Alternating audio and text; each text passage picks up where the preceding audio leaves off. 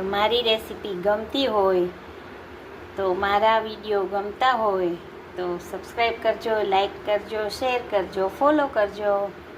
Thank you. Amba Amba. જો કેવા મસ્ત બની ગયા. આ છે ને મારા દીકરાને ડ્રાય ફ્રૂટ વગરના ભાવે. જો એકદમ સોફ્ટ, એકદમ ખાવાનું મન થઈ જાય એવા છે ને. તો આપણી ઘરે બેન આવવાની હોય, ભાઈ આવવાના હોય કે આપણે કોઈની ઘરે જવાના હોય તો આ રક્ષાબંધનમાં બહારની મીઠાઈ કરતાં એકદમ ઘરે એકદમ શુદ્ધ બને અને ઘી પણ નહીં, ખાંડ પણ નહીં, ગેસ પણ નહીં. એવા મસ્ત આ ગેસ ખાંડ વગર એવા મસ્ત બન્યા છે કે તમે એકવાર ખાશો તો તમે વારંવાર આ લાડુ બનાવશો. તો ચાલો આપણે આની આ રેસીપી બનાવીએ, બરોબર ને? તો આ હેલો અંબા અંબા. તો આજે આપણે રક્ષાબંધન સ્પેશિયલ આપણે એક ચોકલેટના લાડુ બનાવીએ છીએ, એકદમ ગેસ ચલાવ્યા વગર. તો એને માટે આપણે છે ને પહેલાં મેરી બિસ્કિટ લઈ લેશું આમ થોડા, અને એનો ભૂક્કો બનાવી લઈએ. હવે જો મારે આ મેં આખું પેકેટ આનો ભૂક્કો લઈ લીધો છે મેરી બિસ્કિટનો. હવે એમાં આપણે આ વાટકી કોકો પાવડર છે આપણો, કોકો પાવડર એડ કરશું.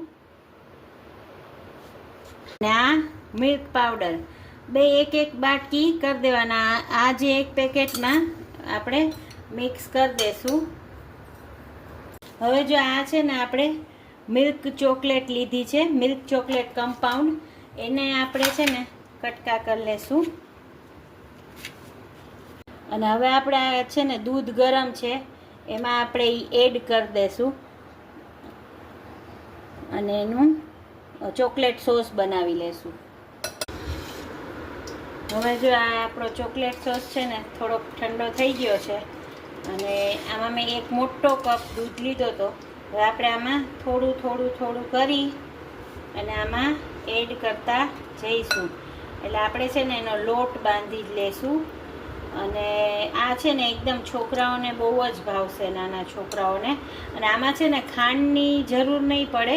આપણે આ ચોકલેટ ને મિલ્ક પાવડર ને બધું લીધું છે ને, છતાંય તમે જો બહુ ગળ્યું ખાતા હો ને તો અડધી વાટકી દળેલી ખાંડ નાખવાની, પણ અડધીથી ઓછી નાખશો ને તોય વાંધો નહીં આવે. હવે આપણે આ ધીમે ધીમે કરી જો હવે છે ને આવો આપણો લોટ બંધાઈ ગયો છે. આમ કડક રાખવાનો. અને જો હવે છે ને આપણે આમાંથી છે ને હવે લાડુ બનાવી લેશું. એકદમ તમે ગેસ વગર 10 મિનિટની અંદર તમે રક્ષાબંધનના દિવસે આ મસ્ત તમારે બેનને ત્યાં જવું હોય, ભાઈને ત્યાં તમે. અને આ છે ને મેં કાજુ બદામને અધકચરા કરી લીધા છે, તો એમાં આપણે એને આવી રીતે કરી દઈશું.